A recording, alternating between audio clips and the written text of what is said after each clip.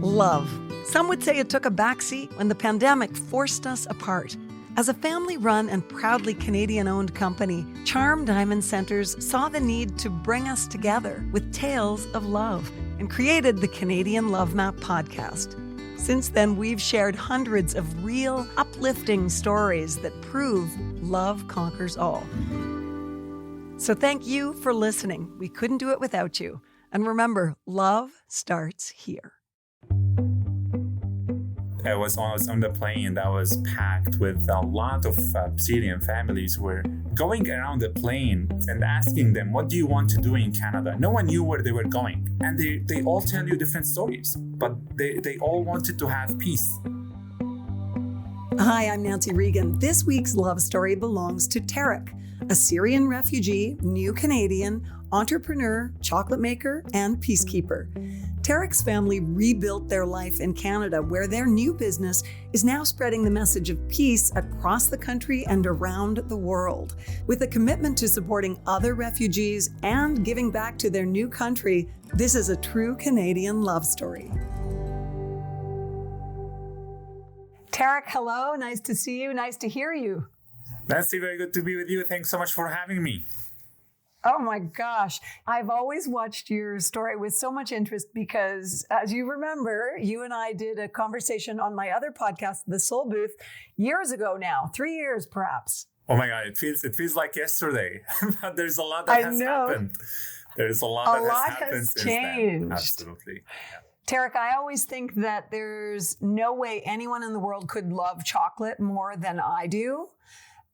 I have quite an addiction, but it seems to me you might have me beat. Yes, absolutely. It's now the love of my life, certainly. You know, it's just the way that we talk and feel. Chocolate is way different than most people do. They say usually that some people make chocolate, some people feel chocolate. We do both. And, you know, as a family that has been so much in love with this product since the beginning of time, we have just grown up to know it's our tradition. It's the way that we want to see the world as sweeter, as happier. And, you know, spreading this beautiful product around the world just gives us so much satisfaction. Now, is it like asking you to choose or asking someone to choose which of their children they like better? If I were to ask you, which do you love more, chocolate or Canada? Well, Canada is certainly the place that I call home, the place that opened the doors for us and our family after we lost the sense of belonging, and we lost what we really were born to live in, sense of peace and safety. So Canada and being Canadian is the biggest honor of my life. You know, this country is certainly very close to my heart. I think chocolate is our ambassadorship.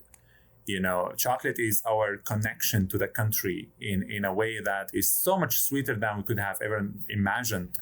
The way that we make chocolate, the way we ship chocolate, the way we talk about chocolate, and the way Canadians perceive me. You know, whenever I go in the country, I was in Toronto one day, and a little kid, I think he was 14, 15 years old, came to me on the table. He was like, oh, the chocolate guy. In downtown Toronto. And I'm like, wow, that's my nickname now. So it is so fun, really, just to know that we are well known now, because not only, you know, we are chocolate makers, but also we are peacemakers. So maybe we can choose between, the question should be between Canada, chocolate, and peace. Your family's relationship with Canada can only be described as a love story. And I love hearing you talk about what it's meant to you to be here. Can you take me back to the beginning of your story with chocolate and how your family became so enmeshed with it? 100%. You know, that all came really by the passion that started with my dad to change a little bit in the tradition in the family of going out of the comfort zone a little bit, right? Thinking out of the box and bringing in innovative ways to the family. So we were known in Damascus. Our family was very well known for, you know, being doctors, being engineers, being lawyers. My grandfather was a judge. And my father, he just wanted to really get out of the, that comfort box that the family has built for everyone. Yes, you can get into university, you can study, you can then finish up in being a dentist, a lawyer, an engineer, wherever you want to be. And these were really the three main categories that our family was known for. And my dad was like, no, I want to introduce a new thing. And by entrepreneurship, for my dad was like, being innovative, being unique, and being remarkable. So my dad was sucked into the system of the family first, that he has to study civil engineering. And after he graduated, he was like, I am not going to be a civil engineer. He graduated, he didn't like it. Like, he does not want to be a civil engineer himself. So they went to my cousin's wedding. And after, a few hours there, chatting, laughing, having fun, it was the time for chocolate. And, Syrians are very well known for the Syrian cuisine and the restaurants and the type of foods. But chocolate was kind of invasive to the community, right? Like, it was not something traditionally known to be a Syrian thing. And my dad was always passionate about making it a normal thing into the Syrian life, to bring in this new product that was just, hitting the market. And, he was looking into the faces. Everyone was happy when they were served chocolate. It was mouth-watering for him, really just watching the feelings, the emotions that were connected to the product. It was so luxurious, and it was so phenomenal for him to translate it into a personal story for him that he kept telling us over time. So he went back home. At that time, there was no internet. So he went to the library, and then he started figuring out how to make chocolate. It then really became, after 3 months of hard work and research, it was the first time that my father even touches a tool in the kitchen. He did not even cook when he was a student, or before that. He did not learn how to use a tool in the kitchen. So my grandmother kept him in the loop, and then she taught him, but it was a mess to create chocolate in the home kitchen. Like, you can't create chocolate from scratch, from cocoa beans, mixing it with cocoa butter and soya lecithin and sugar and flavors and the nuts and seeds and dried fruits. All of that takes a lot of space. And the end product that will get out of the fridge, is very messy until it gets to the fridge. It's very messy until it gets frozen. So my father kept testing in the home kitchen for quite some time. And within a few months, my grandmother was like, you cannot stay home. You have to get out of here. So my father went to a downtown place, and he rented it. It was very tiny, but then he expanded to another shop that was on the way to the airport. The company my father built was growing very significantly in the Middle East. Distribution all over the Middle East was happening. And everyone in the company was just so on board that making the world a happier place. And the company brand in Syria was all about that. And of course, Tareq, while it was a happy event for you to arrive in Canada, it was tragedy that made you leave Syria. Can you tell me about that sad chapter? Absolutely. So, the real reason why did we even leave Syria, not that was, about the war and everything there. It was about losing that sense of belonging. And the first time that you have your family members are getting killed, your house is getting bombed, your factory is lost. My father in 2012, and early 2013, when the factory was bombed, it was one of the largest chocolate factories in the region. And it was the explosion that happened destroyed everything. It destroyed not only the factory, it destroyed dreams. It destroyed hard work. It destroyed, the blood, the sweat, and tears that my father and my family had put into the factory.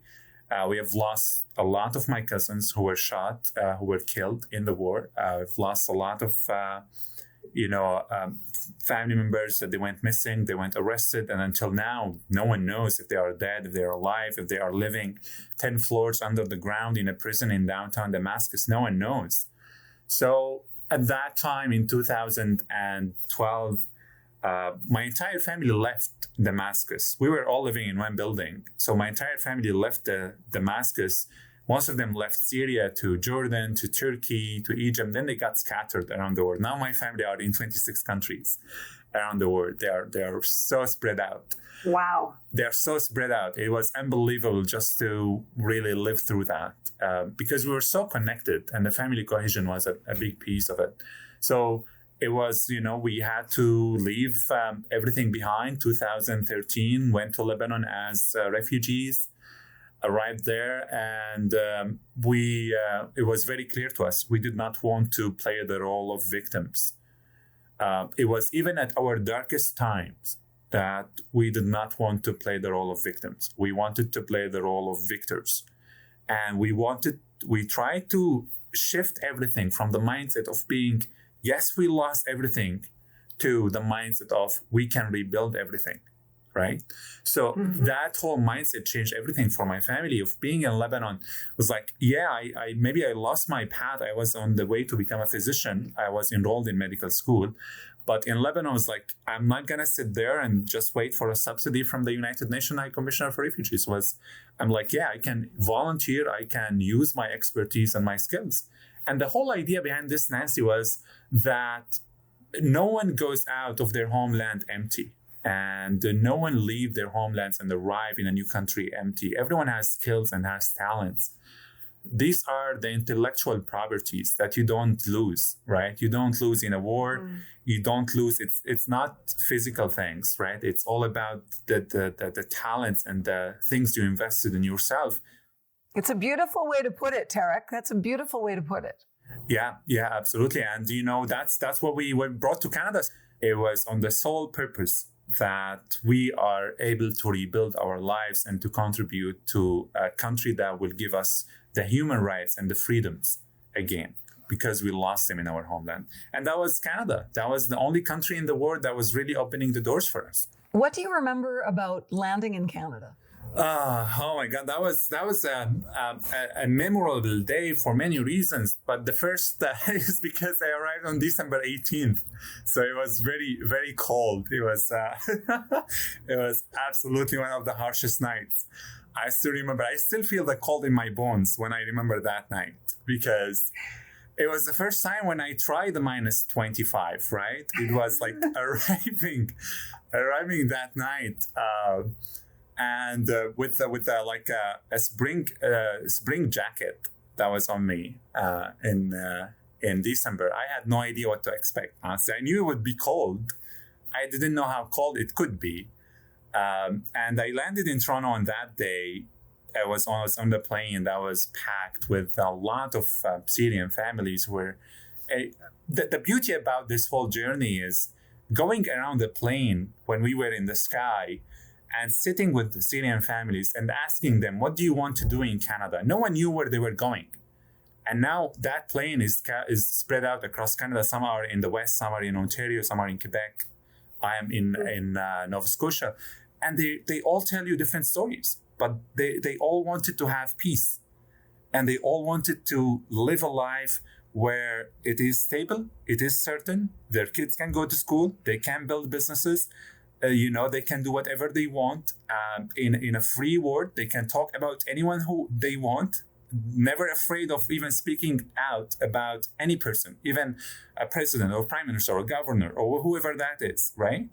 They were so passionate about this point. And we landed in Toronto that day. It was very memorable for sure. And they called me in the middle of the night, like, prepare yourself. Your flight tomorrow is to Halifax. So it was very interesting, very interesting. So tell me about your arrival in Antigonish, Nova Scotia, and how you managed to get your chocolate company restarted. Absolutely. When landing in Nova Scotia was something I did not choose. It was chosen for us that we would arrive in a place called Antigonish, because that's where the community has sponsored my family. And arriving here was the sweetest thing that has ever happened to me. We were in Damascus. It was a city of millions of people, right? So you were crossing by hundreds of thousands of people really on the way to the hospital or to the work or to the school. And arriving in Antigonish, a whole town of 5,000 plus university students of 5,000, it was a huge transition, maybe the biggest in our life. And it just gave us a whole different perspective, because as immigrants usually tend to be, they go to big cities. Like if you ask an immigrant, where do you want to be? They'll tell you, I'll go to Toronto, I'll go to Vancouver, I'll go to Montreal. No one would tell you I would go to Antigonish for sure. So I arrived here before my family. My family followed me after 2 weeks from Lebanon. And it was very exciting because I didn't know that my family will follow me for sure. SAFE stands for Syria Antigonish Families Embrace. They have picked me up at the airport with flowers and signs, and it was really, really remarkable and heartwarming. I was tearful as well. It was a tearful reception. So we drove from Halifax to Antigonish. Within a few days, I knew where I was because I lost track on the map because I'm like, where am I, right? Like we drove 2 hours away from Halifax. I'm like, are you guys kidnapping me? Where are you taking me? Like, and I was in the car with two doctors, two surgeons. And I was really scared. You are in a new country with two surgeons. And I was like really afraid, I always watch these movies where you arrive in a new country and then you get kidnapped by doctors and they steal your kidneys. Oh my gosh. Well, and I mean, it can't be overlooked that you were coming out of trauma as well. So no wonder you were a little suspicious. I had, a dinner with a lot of community members, and then we talked about the town, about my family, about our hopes, our dreams. It was very, very interesting. I was so exhausted that night, Nancy, but I did not sleep. The first night in Antigonish, I couldn't sleep. Like, I really stayed awake, and no one knew that. Like, I was staying in my room, and I was just thinking, oh my God, what has happened? Like, what a roller coaster it has been. So within 2 weeks, we had prepared the house for our family to arrive. They arrived there on January 7th, and it was very clear to us to share with Canadians. And that's, if there is a slogan for me in Canada, I would be known for this. We did not come to Canada to take jobs. We came to Canada to create them. So that's what we did. That's what it really has come to us. It was a time to start a chocolate business again in Antigonish. If you watch the interview we have done with CBC, it was in 2016 when my family arrived and I was translating for my family. Caroline Ray from CBC, she was asking my dad, what do you want to be? What do you want to do in Canada? And my dad was talking to me in Arabic. He was like, maybe we will start a chocolate company in 15 years. And I was like, she was asking why. And I was like, yeah, that's how long really it took him in Syria to register the business, right? To take it off the ground. Wow. Yeah, we can register a business in Canada within a week. We can get the joint stock number. We can get the brand going. We can get a website built, right? It was so quick. It's really amazing to see through your lens how wonderfully Canada supports people in endeavors like this. I think that's amazing. And Tareq, you had help from an unlikely, very high-profile source in telling your story and making Canadians aware of your family and your mission. What was it like when the Prime Minister talked about you? Do you remember how you felt? Oh, absolutely. That was, it was, the beauty about that moment was very unexpected. I didn't know about it until I watched it on the news. So it was a very, very natural, right? Like you're watching on the news, the Prime Minister was on the stage speaking about Antigonish, and then he was telling the Hadhad story. Hadhad arrived in Antigonish, started a business called Peace by Chocolate, giving back, donating their profit to the Canadian Red Cross in Fort McMurray, or helping Canadians who were fleeing the wildfires there. It was so amazing.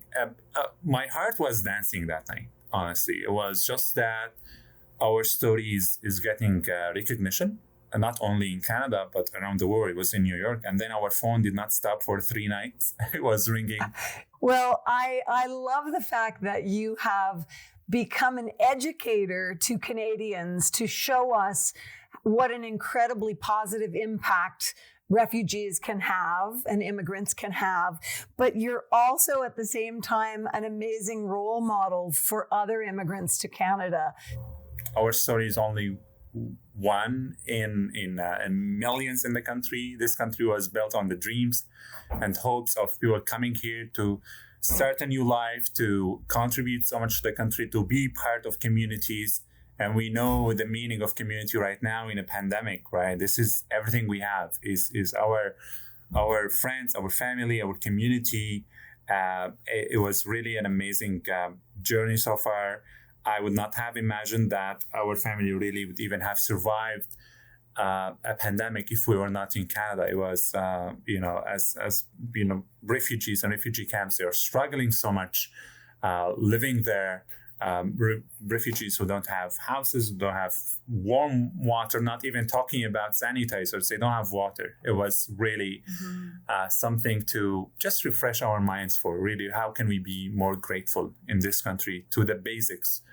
I truly value so much now because of all the experiences, and everyone next year will know so much, will appreciate so much about the things that they have. They'll be more grateful, and they will have new systems in place and new mindsets to face the challenges ahead of us. And I'm pretty sure that the pandemic is shaping everyone to be more beautiful, like the war has shaped us to be more beautiful and more grateful.